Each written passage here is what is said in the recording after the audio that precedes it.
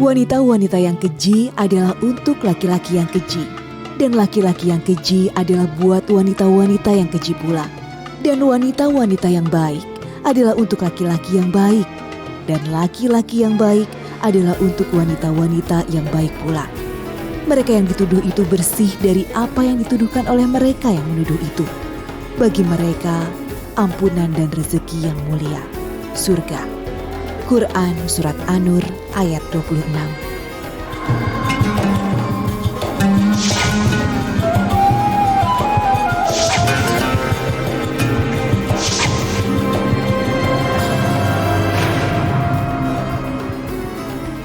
Assalamualaikum warahmatullahi wabarakatuh. Selamat pagi pemirsa, senang sekali saya Farid Hasan kembali menjumpai Anda dalam Tawakal. Dan pemirsa, setiap manusia memiliki rasa kasih sayang. Namun apa jadinya jika rasa kasih sayang itu jatuh pada tempat yang kurang baik? Dan itu dialami oleh salah satu sumber kita yang sudah hadir bersama kita di studio. Assalamualaikum Mbak Rina. Terima kasih Mbak Rina sudah hadir di Tawakal. Dan pemirsa, selain Mbak Rina, kita juga sudah kedatangan Bapak Ustadz Ngatawi Al-Zastro. Assalamualaikum Pak Ustadz. Waalaikumsalam Mas Farid.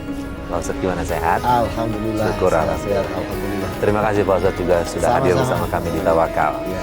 Dan pemirsa serta juga Pak Ustadz, ini kita langsung aja. Mbak Rina ini, dia punya ada perasaan yang selalu menghantui karena dia merasa rasa kasih sayang yang dia berikan ke orang lain itu bukan tempat yang benar. Tapi sayang itu tetap ada gitu. Itu yang dia bingung. Nah, ada cinta di tempat yang salah itu. Nah, ini dia kita coba tahu. Ya, gimana? Kisahnya kayak seperti apa? Iya, jadi aku terlahir dari keluarga yang biasa, sederhana, terus besar dengan kekurangan rasa kasih sayang. Karena papa mama sempat tidak baik ya hubungannya, sempat pisah ranjang gitu. Terus kayak berantem di depan anaknya sendiri, jadi akunya... Jadi maksudnya Mbak Rina ini ngelihat sehari-hari orang tua berantem terus seperti itu. Jadi seperti itu dari kecil ya, jadi sampai besar pun tetap masih menyaksikan yang kayak gitu, papa mama berantem. Sampai akhirnya aku besar, aku pindah, waktu itu dibawa ke gubuk ya istilahnya, bukan rumah tapi dia gubuk dari seng-seng kayu gitu. Yang bawa siapa? Papa sendiri. Jadi artinya mohon maaf saya pisah, udah pisah, benar-benar pisah berarti, pisah enggak. rumah atau dibawa pergi aja? Dibawa aja dibawa ke situ sama papa, tapi tetap sama mama juga. Tapi kita memulai kehidupan yang lebih jatuh lagi pas aku mungkin udah SMP naik SMA, udah mau kelas SMA. Udah masuk SMA. Aku tinggal di gubuk. Sementara papa pekerjaannya saat itu jadi pemulung. Oh, maksudnya perekonomiannya terus tiap tahun terus menurun. Iya, ya, sampai mohon maaf kalau saya bilang susah gitu ya, Mas Ustadz ya. Jatuh. Suasana ekonomi jatuh, keluarga nggak harmonis gitu ya, masih berantem. Iya, Pak Ustadz. Oke, kemudian? Iya, sampai akhirnya dulu itu kan sempat kayak kalau lagi puasa gitu kan orang suka kasih sembako ya di jalan. Waktu kecil sempat disuruh kayak gitu tidur di jalan. Boleh tahu apa yang bikin mereka sering berantem? Papa itu suka main perempuan. Tahunya dari mana? Berantemnya kan depan aku kan. Marah-marahnya depan aku. Jadi aku ngeliat sendiri, mendengar sendiri gitu. Nah, peristiwa papa suka selingkuh itu setelah jatuh jadi pemulung atau memang sebelumnya memang sudah ada indikasi bapak melakukan selingkuh gitu? Sebelum. Setelah ekonomi jatuh, papa mulai nggak baik lah. Ini Pak Ustadz gimana dalam pandangan Pak Ustadz nih? Bukannya ketika istilahnya boleh dibilang dapat musibah lah ya Pak Ustadz, dari punya segalanya sampai turun terus, kemudian dia malah justru melakukan hal seperti itu Pak Ustadz? Iya, setiap hidup ada ujian. Disinilah iman manusia itu diuji. Mestinya ketika kurang dalam harta, ketakutan dalam menghadapi masa depan. Itu mestinya ujian-ujian dari Allah, dan ini menjadi sarana untuk mendekatkan diri pada Allah. Ketika diuji dengan kemiskinan, ketika diuji dengan kekurangan harta, ketika diuji dengan kelaparan, itu Allah sudah memberikan jalan bahwa sebaiknya dia mendekatnya ke Allah. Bukan malah saling menyalahkan antara suami istri, antara kedua orang tua ini yang akibatnya berdampak buruk pada anak. Ini mungkin awal kesalahannya di sini ini, kalau kita boleh mengatakan. Jadi orang tua tidak memberikan contoh yang baik ketika menghadapi berbagai macam ujian kehidupan. Sehingga ini berdampak kepada Mbak Rina ini, secara psikologis, sosiologis, maupun juga kepada hal-hal lain yang dalam kehidupan Mbak Rina ini. Ini menjadi pelajaran bagi orang tua dimanapun.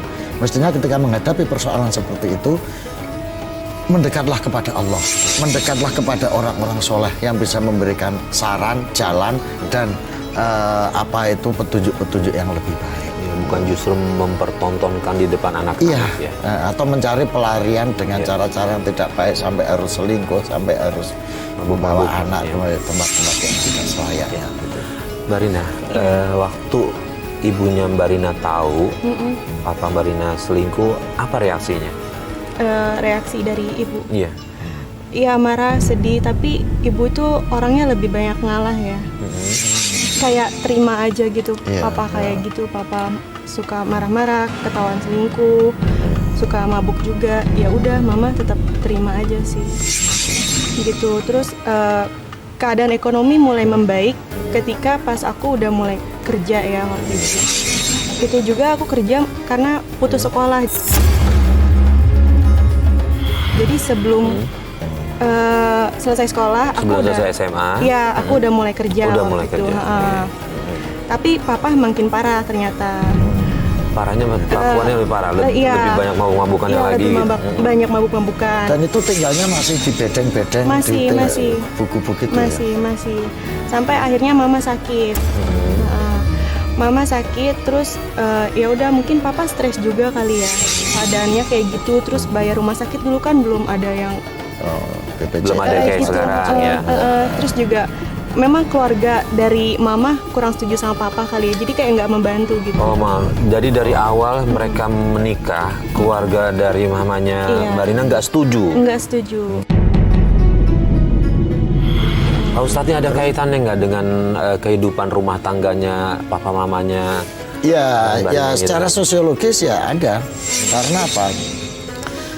Langkah yang tidak disetujui ini akhirnya keluarga dari ibunya Mbak Rina ini akhirnya masa bodoh gitu. Ya sudah, lu sudah dengan pilihan kamu, lu sudah dengan orang yang kamu cintai, dan kita nggak mau ikut campur, ya resiko tanggung sendiri. Meskipun sikap seperti ini sebetulnya ya kurang baik ya. Meskipun kita tidak setuju, meskipun kita tidak berharap suami itu, tapi silaturahim kan mestinya tetap harus dijalin dengan baik gitu. Karena masing-masing orang punya jalan, masing-masing orang punya pilihan. Seburuk-buruk pilihan itu tidak layak untuk dijadikan alasan memutuskan silaturahim, apalagi masih ada hubungan persaudaraan. Nah, ini menjadi pelajaran bagi kita, karena sikap mohon maaf yang seperti ini akhirnya berdampak secara sosiologis dan psikologis pada anak-anak, pada orang lain gitu ya. Mbak Rina waktu tahu papanya selingkuh, Mbak Rina ngelihat langsung atau cuma masih dengar-dengar aja dari orang? Ngelihat langsung, pernah ngelihat langsung juga. Terus tahu kalau Mbak Rina mergokin papanya? Iya. Reaksi papanya apa ngelihat Mbak Rina di situ? Marah banget, sampai papa mukul. Ayo sayang, kita masuk. Papa harus kemana aja? Ini tante siapa? Kecil, kamu jangan bertanya. Pak, ini tantenya nggak boleh masuk, Pak. Nanti mama marah. Lama-lama anak kamu bawel, Bang. Biarin aja, udah. Tante nggak boleh masuk, tante pergi. Anak kamu berani-beraninya ngusir aku. Lihat tuh. Sini kamu. Udah sayang, kita masuk ya. boleh tanya sampai kapan dia terus begitu? Sampai akhir hayatnya papa. Jadi papa udah meninggal? Iya. Gimana ini Pak Ustadz? Iya, kita doakan saja. Orang yang sudah meninggal bagaimanapun, anak tetap punya kewajiban untuk mendoakan orang tua. Dan bagaimanapun orang tua itu tetap menjadi orang tua. Maka kewajiban anak adalah mendoakan orang tua supaya diampuni dosanya di hadapan Allah Subhanahu wa Ta'ala. Rina boleh tahu papanya meninggalnya karena apa? Pernah dibawa ke rumah sakit, tapi rumah sakit hasilnya semuanya normal gitu ya. Terus seiring berjalan waktu juga berobat kayak ke alternatif gitu ya. Orang yang diajak ke sana pasti bilangnya papa ada yang kerjain gitu, papa ada yang kerjain. Iya. Nah, sehari-hari nih, Mbak Rina tahu nggak pekerjaan papa apa gitu selain memulung? Mungkin nggak ada lawan siapa gitu, ada gitu yang diduga bisa ngirim guna-guna seperti itu? Iya, jadi papa juga kan jual. Sebenarnya tahu ceritanya pas udah papa udah nggak ada, akhirnya tahu ceritanya. Baru tahu ceritanya. Kalau ternyata papa memang disantet sama rekan kerjanya sendiri. Ustadz, ini keterlibatan gaib gini bisa Ustadz mencelakakan orang? Oh bisa Mas, Bisa. Karena ini kan bagian dari kerjaan setan Mas. Jadi kalau setan menggoda orang kan setan juga memanfaatkan dendamnya orang, setan memanfaatkan dengki, rasa dengki, dan itu setan suka hal-hal yang seperti ini, maka didoronglah oleh setan itu dengan godaan-godaan seperti itu. Kemudian ya dia diperalat oleh setan sebetulnya, meskipun kelihatannya dia memperalat setan untuk mencelakain musuhnya atau orang yang dia benci. Tapi sebetulnya orang yang seperti ini dia justru diperalat oleh setan karena setan mendorong orang, mengotori hatinya dengan perasaan dendam, benci dan lain sebagainya, dan setan dengan senang hati menolong dia untuk mencelakai orang lain. Jadi ini bagian dari yang harus kita yakini, yu'minuna bil ghaibi, bahwa kita beriman kepada yang gaib. Selain yang gaib itu ada malaikat, ada hari akhir, ada Allah, juga setan-setan ini yang menggoda manusia dengan cara-cara seperti ini. Ya.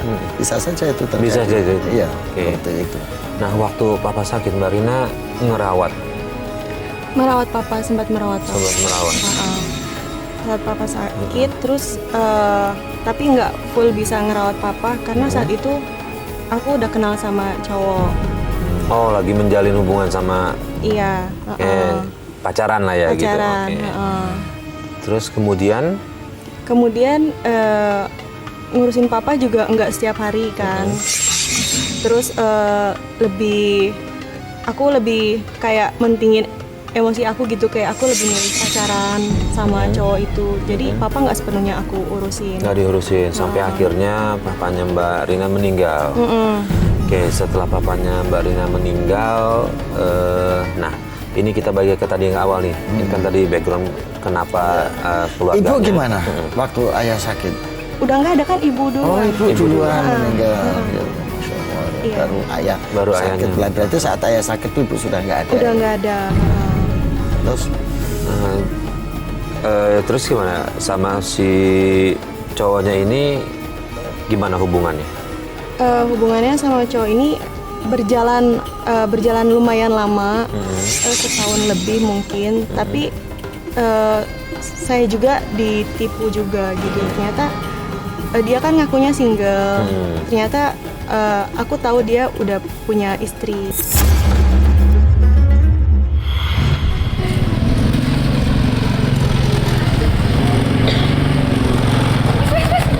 Stop. Oh ya. Mas, kamu di sini.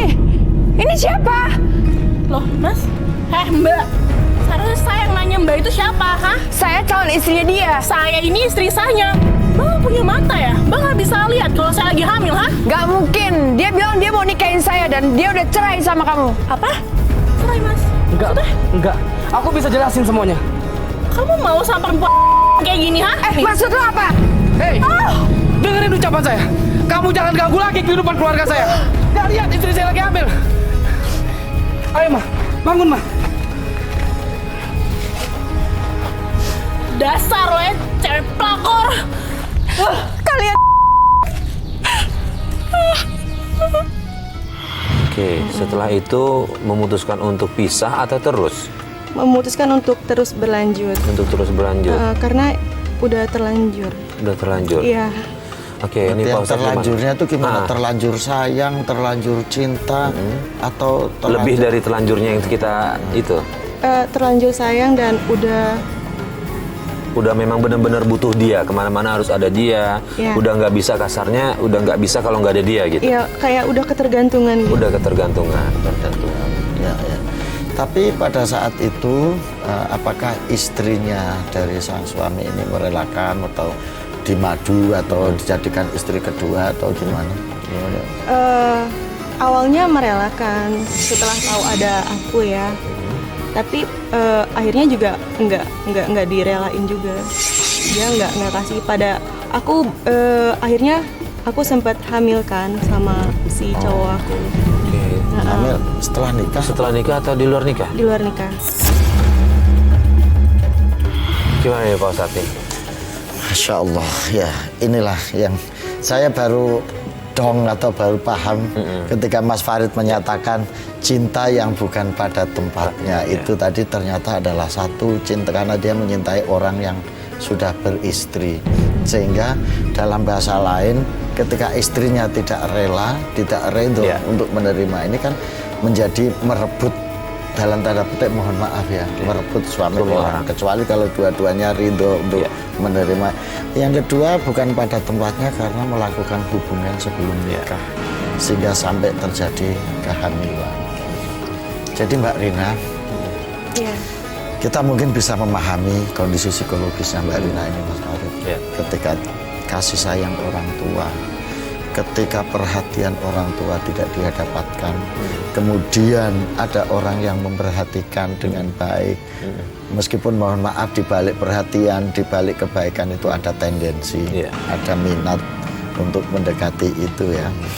Tapi ini akhirnya menjadi pelarian, pelampiasan. Disinilah makanya Islam itu mengajarkan dalam konsep bahwa baiti jannati, rumahku surgaku. Rumah harus menjadi suasana yang menyenangkan dan menggembirakan bagi anak, supaya seluruh anggota keluarga tidak mencari perhatian ke orang lain. Nah, nasib yang dialami Mbak Rina ini ketika keluarga tidak menjadi surga, menciptakan ketentraman, kebaikan, keteduhan, akhirnya ada orang yang memperhatikan dia. Dan bagaimanapun ketika yang dilakukan Mbak Rina ini sudah merusak hubungan rumah tangga, ini menjadi sesuatu yang terlarang Mbak Rina. Ini menjadi sesuatu yang diharamkan oleh agama. Karena dampak-dampaknya itu akan menjadi semakin luas. Silaturahim menjadi terputus paling tidak. Kalau ini sampai terjadi perpecahan antara suami dan istri. Oke, Mbak Rina, gini, kedua orang tua dari laki-laki itu tahu kalau Mbak Rina mengandung anaknya. Tahu. Tahu. Iya. Mereka setuju atau justru menentang? Tidak setuju. Kenapa boleh tahu? Dia bilang mungkin itu bukan anak kamu gitu. Orang tuanya bilang ke cowok aku ya, bilang bisa aja itu bukan anak kamu gitu. Oh, karena asumsinya adalah kalian di luar nikah kan? Karena kehidupan kita juga yang jauh banget kayak aku. Jadi dia itu berasal dari kayak orang tinggal di kampung gitu aslinya tuh, sedangkan aku kan kegiatannya mungkin di Jakarta lebih banyak gitu. Terus mereka bilang aku itu kehidupannya hedon kayak perempuan Jakarta gimana sih, bisa aja dia pergi kemana kan kamu nggak tahu itu anak kamu atau bukan kan, tidak tahu. Jadi saat itu orang tuanya mereka amat sangat menentang. Padahal saat itu kami pengen nikah walaupun hanya nikah agama, tapi nggak jadi. Nggak jadi. Karena keluarganya sangat menentang. Kalau dari pacarnya Mbak Rina ini sendiri, kenapa ya mengundurkan diri gitu untuk setidaknya jauh dari tanggung jawab gitu untuk menikahi Mbak Rina? Iya, jadi pas dia berubah pikiran, tadinya mau nikahin sampai nggak jadi nikahin karena kata yang bisa lihat dia itu kayak pikirannya dibikin ngelupain aku sama keluarganya. Biar nggak inget sama aku, biar rasanya hilang. Karena dia kekeh kan pengen cerai sama istrinya, buat nikahin aku karena aku hamil. Tapi ternyata orang tua si cowok aku tetap kekeh dan dia berubah. Pas aku udah lagi hamil, udah mau nikah, dia tiba-tiba berubah nggak jadi. Dan dia bahkan bilang udah nggak cinta. Ini konsekuensi. Tadi makanya Islam itu sangat ketat dalam hal urusan perzinahan. Bahkan mendekati aja tidak boleh. Wala taqrabuz zina. Jangan mendekati zina. Karena dampaknya, resikonya ini akan sangat besar. Baik secara sosiologis maupun psikologis. Gitu ya. Apalagi Mbak Rina ini tergolong orang yang dalam tanda petik merebut orang. Jadi hadis Nabi mengatakan itu dari riwayat Abi Hurairah mengatakan bahwa orang siapa yang memisahkan atau memutuskan hamba dari tuannya, memutuskan istri dari suaminya, maka dia akan menjadi bukan bagian dari umatku, atau tepatnya bukan bagian dari umatku seseorang yang memutuskan hamba dari tuannya. Jadi memutuskan hamba waktu itu budak dari pemiliknya atau dari tuannya aja sudah dianggap tidak bagian dari umatnya Nabi. Apalagi memutuskan istri dari suami itu. Juga dalam hadis lain disebutkan bahwasanya perempuan yang memisahkan istri dari suaminya hanya untuk dimiliki atau dimonopoli dengan egonya sendiri, maka dia akan mendapat dosa besar. Jadi apa yang dilakukan Mbak Rina ini menjadi pelajaran bagi kita semua. Mbak Rina juga harus belajar dari kasus ini bahwa perjalanan hidup Mbak Rina itu ternyata banyak hal-hal yang membuat Mbak Rina ini menjadi banyak melakukan dosa-dosa besar. Bahkan menurut Al-Atsari dalam kitab Jawahirul An-Iktiratul Akbar, dia mengatakan bahwa suami atau laki-laki atau perempuan yang memutuskan hubungan suami atau istri orang lain itu juga menjadi bagian dari dosa besar. Jadi Mbak Rina, apa yang Mbak Rina lakukan pada masa-masa yang lalu itu adalah merupakan masa kelam Mbak Rina. Ini menjadi pelajaran terbaik, menjadi pelajaran yang harus kita jalankan. Mbak Rina nggak usah putus asa, Mbak Rina nggak usah kemudian ya menyesali harus menjadi muhasabah bagi Mbak Rina dan kita semua. Bagaimana bahayanya, bagaimana resikonya menjalin hubungan yang tidak resmi sesuai dengan koridor-koridor yang ditetapkan syariat. Itu berat resikonya Mbak Rina. Tapi akhirnya Mbak Rina ini anaknya melahirkan atau gimana dengan hubungan itu dengan pacarnya itu? Waktu itu sempat waktu dia mau tinggalin juga, aku sempat ngancam dia untuk bunuh diri. Mas, kayaknya kita harus nikah deh. Kamu nih ngomong apa sih? Iya, aku pasti nikahin kamu. Tapi kan kita udah tinggal serumah, udah tidur bareng. Aku nggak bisa Mas kayak gini terus. Ya kan kita sama-sama suka. Ya udahlah. Iya tapi aku ini hamil aku. Nggak mungkin. Aku nggak mungkin ngakuin anak ini. Maksud kamu apa Mas? Setelah semua yang kamu lakuin, kamu ngomong kayak gini. Keterlaluan kamu Mas. Kamu tanda tanganin surat perjanjian ini atau aku bunuh diri. Terserah apa yang mau lu lakuin. Lu mau bunuh diri, silakan. Gua nggak peduli. Mas kamu kemana? Jangan pergi dong. Mas.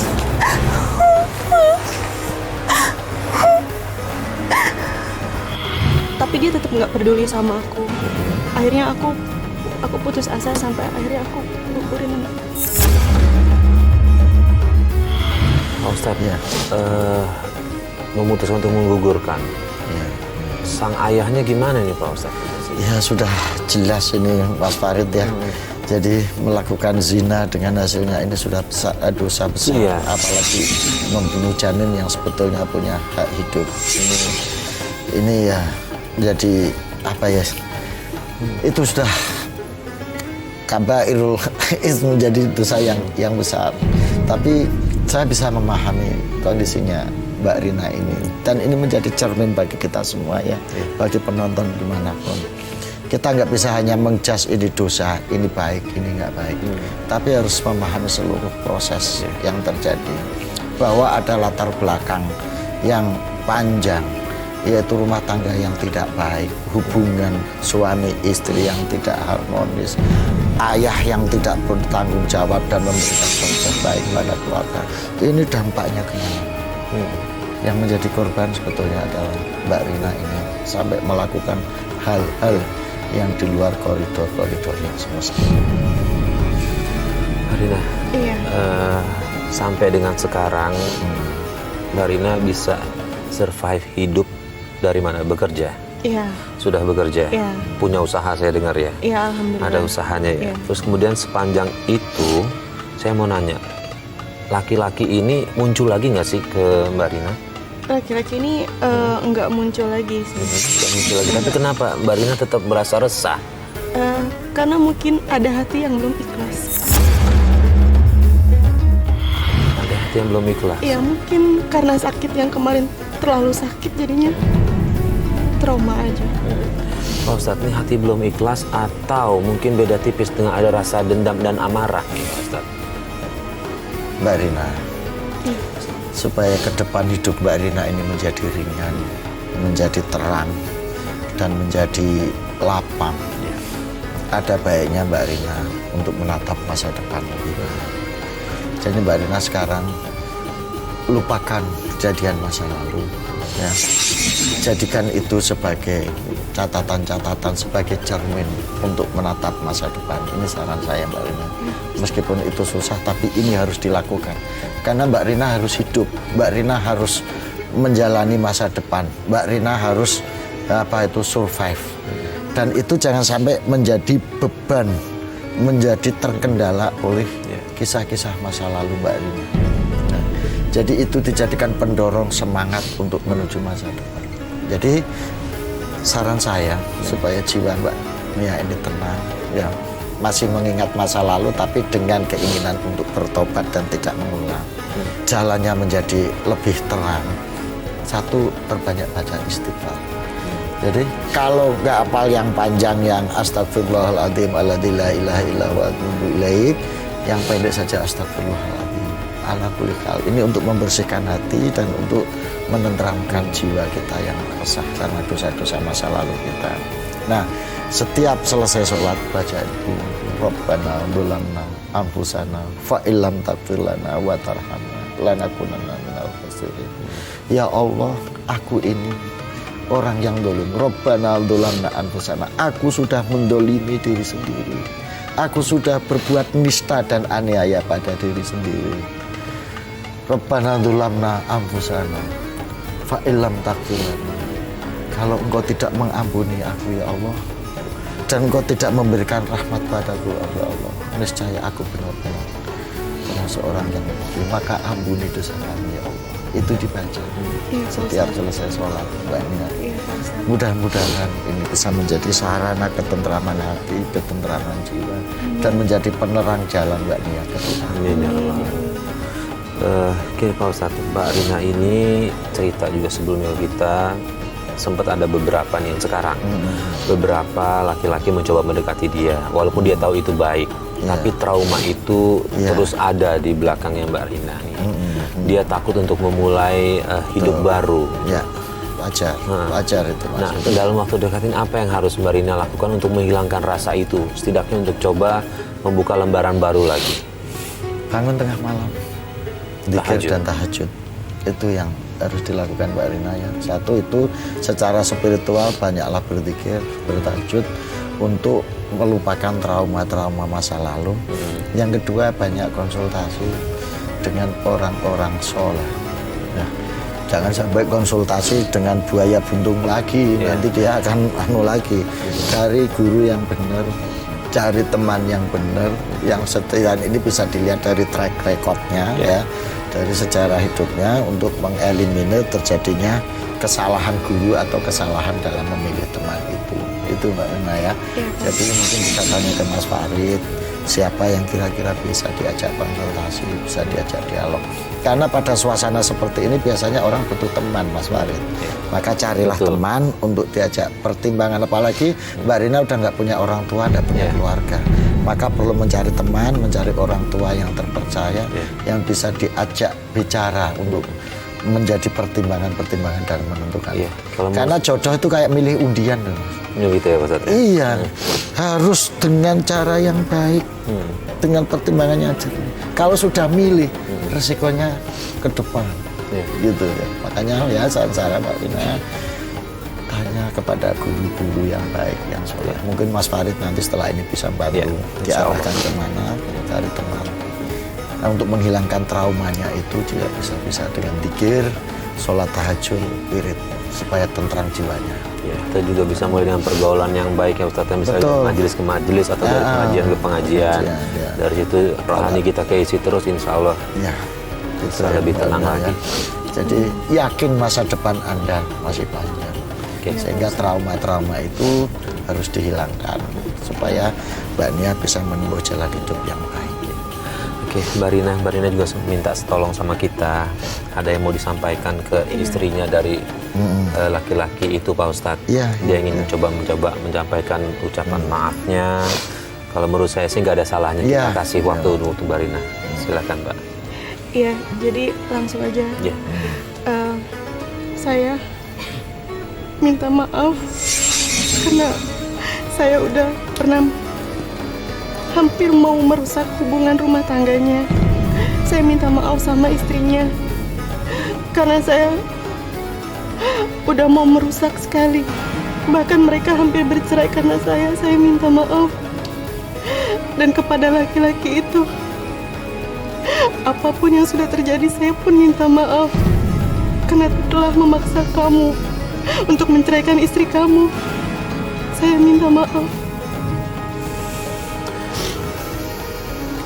Masya Allah, ini sungguh besar hati Mbak Rina, sudah tersakiti tapi masih mencoba minta maaf. Insya Allah permintaan maafnya diterima ya. Iya, dan mudah-mudahan dengan permintaan maaf ini menjadi terbukanya jalan Mbak Rina ke depan.